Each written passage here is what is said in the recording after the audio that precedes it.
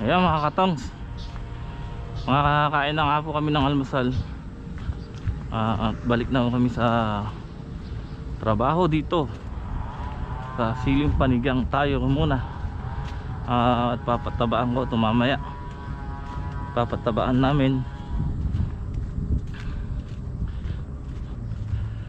Nagagas cutter ako doon sa hindi natapos ni Bato. Tapos yung tatlo binubunutan ng damo yung puno, at saka binubunot yung mga nakasampyad sa plastic.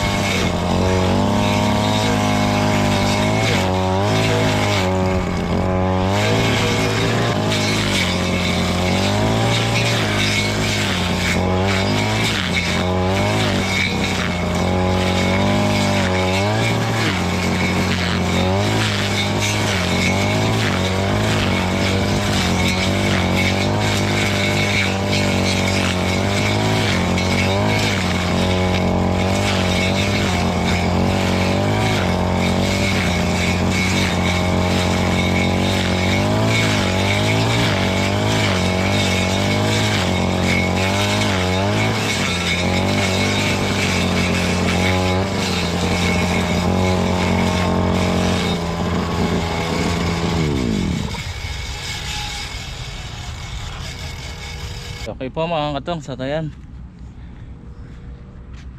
Mag-alas 10 pa lang. So matatapos ito bago mananghali. Makakabawas sila ng papataba sila eh. Pagyayari nila nito. Papatabaan na po lahat ng sili. So gagawin pataba dilig. At first time na patabaan to. So ang daming bunga. Ilalagay natin muna dito calcium nitrate. Tsaka haluan natin ng pangpungus. At tsaka Yara Unique 16. So dito na nga po sila. Ayan. Kanina hindi makita yung sili. Ngayon nung nalinis na makapal yung sili. Makapal lang din yung damo. So isang butas na lang yung pescatering ko, ito na lang. Tapos ilang tudling na lang, 3 na lang din yung damuhin nila. Pagka nayari ako, tutuloy ko na yung gilid na yon. Tapos habang nihintay ko sila,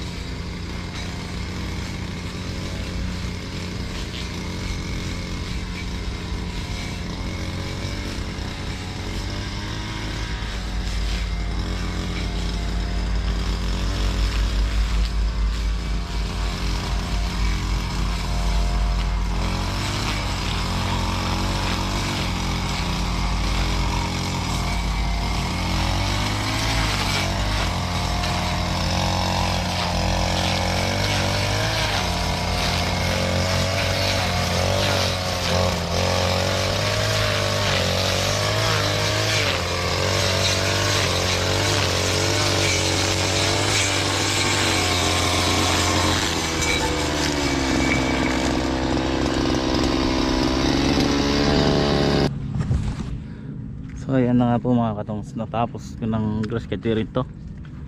Yun sa may dulo. At matatapos na rin sila. Yan.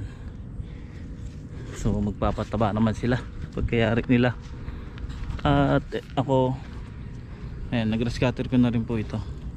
Yung gilid hanggang dun. So dediretso ko na hanggang dun sa bahay ni Lolo Boy para malinis na. So dinadamay ko na rin yung kabiyak, yung sa may palay. Yung mga katongs, so nagtatanong kung ano nangyari sa papaya. Mga namatay po ano. Ilan araw pa lang nung tinanim namin, 1 week. Hindi na nalanta na, hindi na nabuhay. Ilan na lang yung nabuhay. So ayan, yung 100, 10 na lang ang nabuhay ata. Makakuan mo kasi yung punla, yung papaya mataas na nung itinanim namin, tapos nag-araw pa nun. So nung nalanta, wala na, hindi na nabuhay.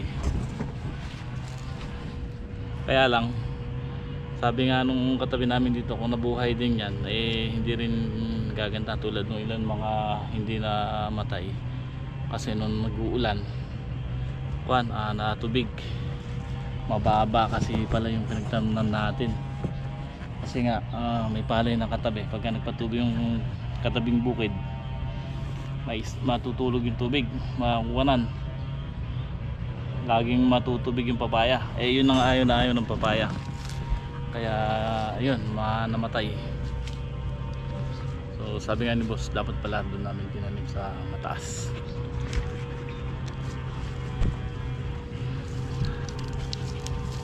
Ito naman, ito talaga rin, oo. Wala ka nang ginawa. Wala ka nang ginawa, hindi mamuisit.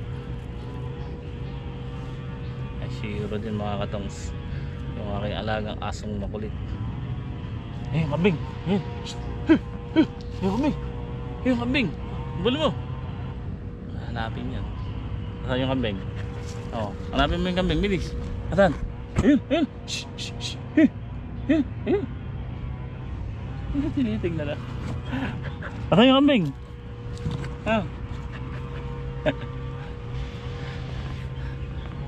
So papahinga lang muna tayo at nagpalit din ako ng talim. Ito yung pinalitan, no? Maliit na rin.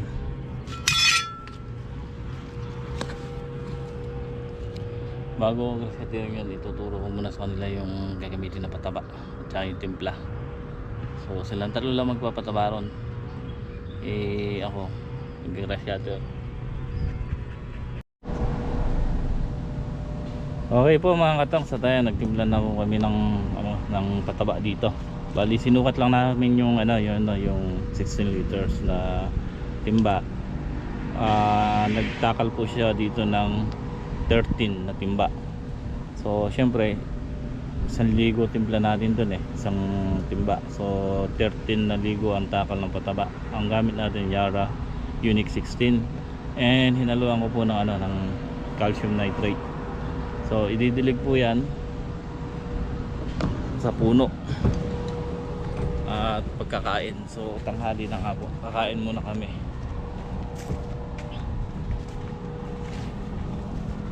Yan.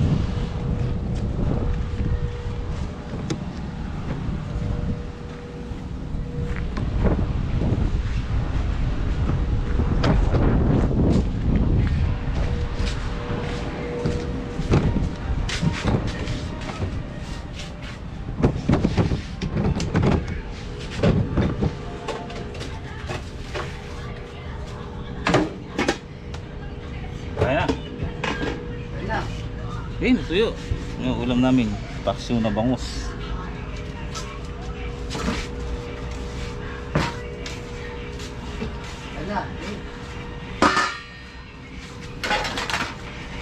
Ang charapit. Ano lang charapit natin?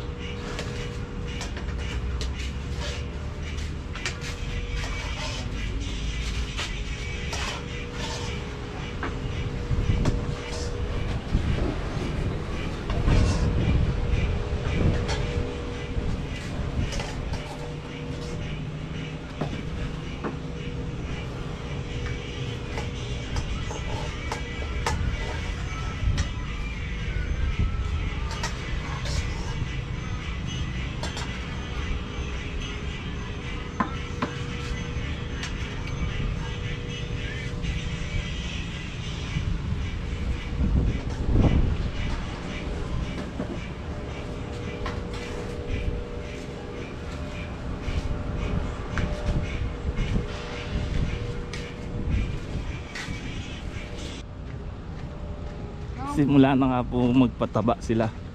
Titiblaan ko pa na ano yan ng... Oo, ito pa. Haluin mo muna, haluin mo. Haluin mo ng konti.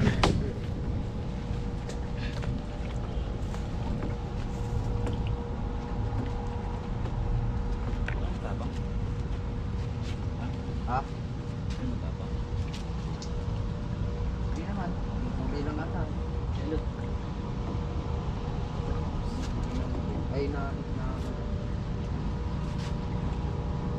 solusyon.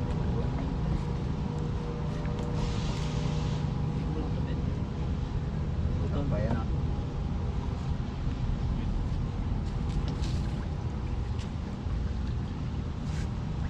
Tapon ko na to. Ano yun? Ilang halo eh. Ha? Sabi mo pa rin.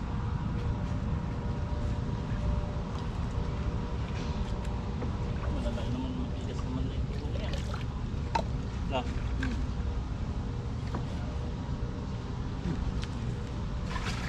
Okay. Hop. Hop. Hop. Oh, Asa yung natin ba? Yung ganyan? Na? wala. Bakit? Laman. Ano laman? Yung pataba.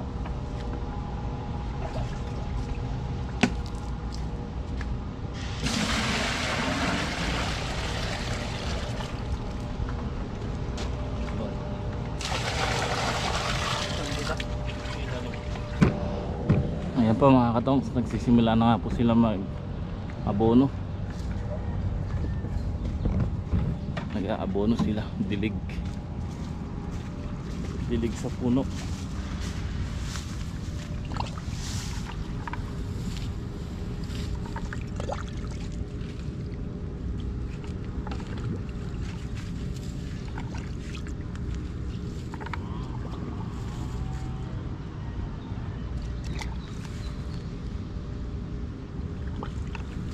Yung isang drum na yung kasya dito sa isang block. Ha? Wala. Kasya sa isang block. Wala. Yung drum na yan. Basta i-block nyo muna ano. Para dun ililipat natin yung drum.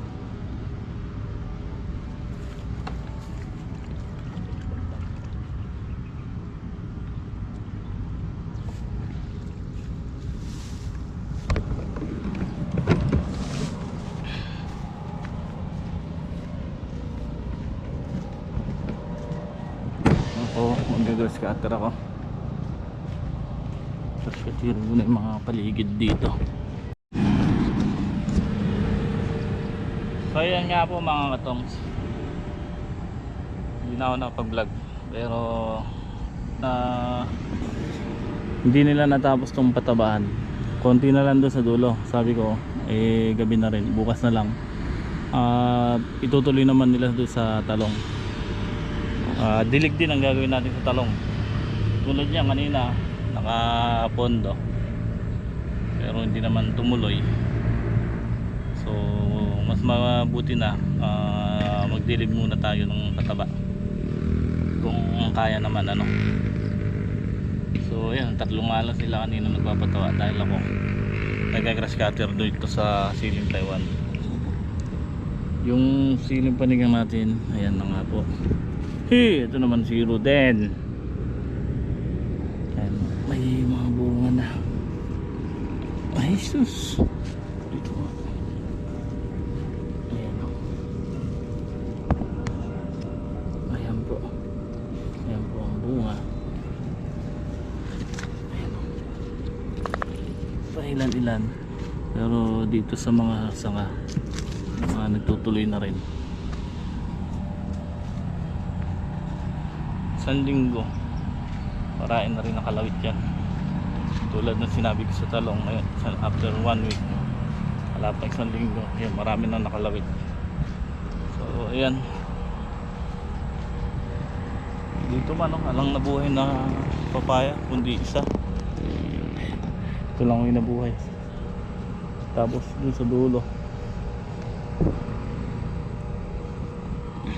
so ayan, nag-scatter ko na nga po ito. Ito, naging masukal kasi ito eh, yung Siling Taiwan natin dito. So syempre pabubunutan din natin ang damo yan sa gilid at sa puno, kamukha nang nasa ginawa nila sa siling panigang. So ito na yung ginag-grass cutter ko, diretso na sa kamatis. Mabilis lang naman ng grass cutting to. Ito lang naman yung makapal ng damo, yung baba. Ayan, pagka nabunutan yan, malinis po yan, linis na uli. Ayan. May mga ilang bunga na yan, may mga bunga na rin oh.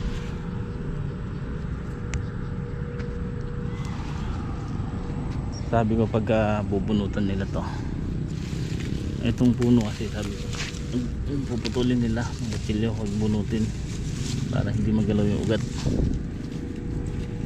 Tulad yan, ito makakuan yung kailangan dahan-dahan lang.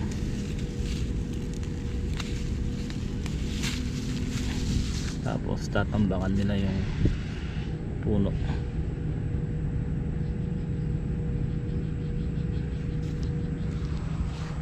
Ilang tudling rin ako, o 5 butas. Ito lang naman makapalandam mo yan eh, yung gawiron malipis na kasi ito mga itong sumababa to eh. Pagka umulan medyo nakakuha yung tubig, kaya pagka nakaluwag na kami gagawa ko ng sangkarito, kaya yung sa gitna ayusin namin. So kain na namin ng malalim, tapos ito diretso, o kain na rin namin ng malalim yan para mabilis humuhupa yung tubig pagka umuulan.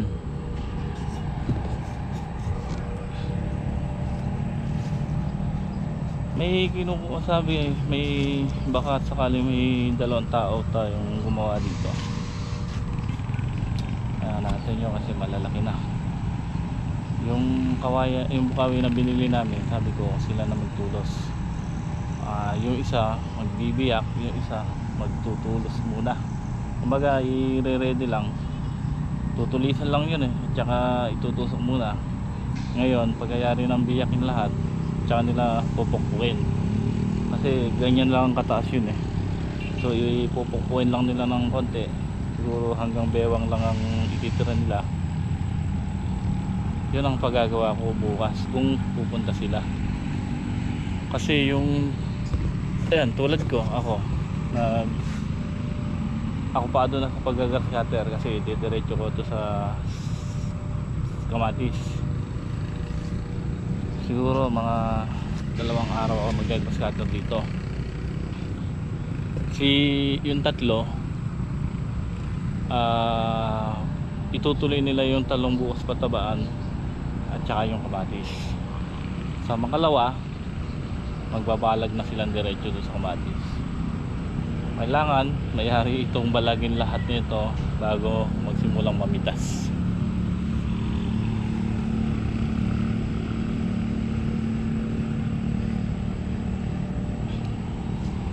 Ang ganda ng presyo ng talong mga katong, pinanood ko sa vlog ni Dan TV sa YouTube. Sa YouTube Dan TV, at saka sa Facebook, Palengke ng Sangitan. Ang presyo ngayon,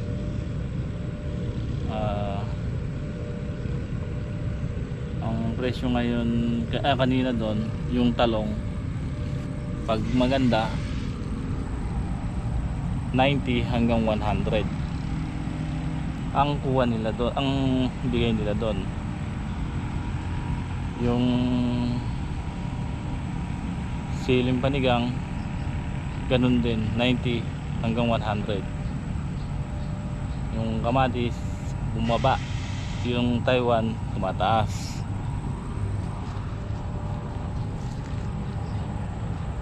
Dito lang sa dalawa nito sana makaabot tayo. Pagka nagsimulang mabis yung sili, dire-diretso na din yan.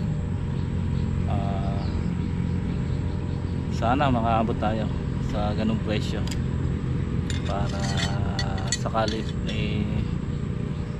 makabawi ka agad sa puhunan si boss.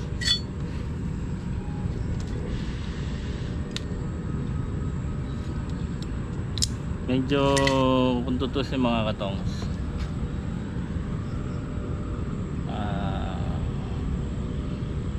yung gastos na namin dito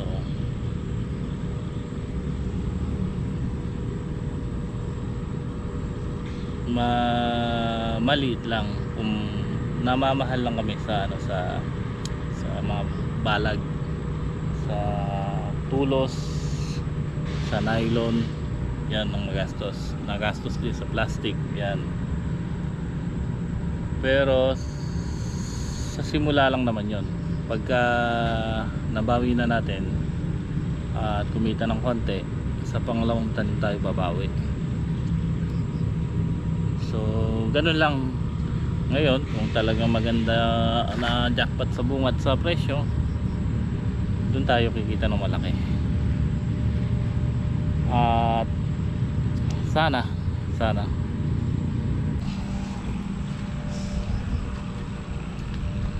mabilis naman nung pagpapataba nung tatlo, kaya sabi ko dilig muna nila lahat ngayon bago ko araruhin yan mga katong yung gitna, para bago matabunan yung gilid ng plastic.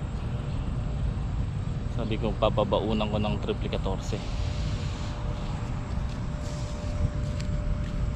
Bubudburan ko ng konti sa tatabunan ng lupa.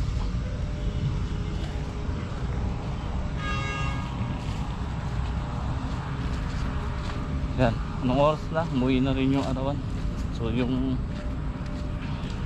Fed dapat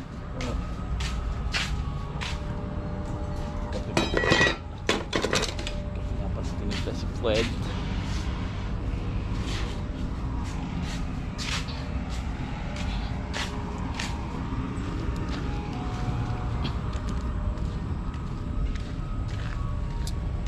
Ito naman mga katongs yung talong na ito. Yan, hindi umulan ngayon.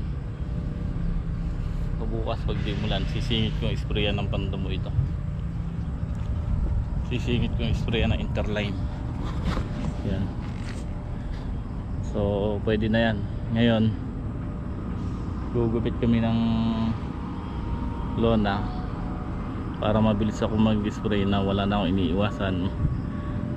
Extrahin ko muna yung dalawa para taga buhat nang hindi maanggihan yung yung talong.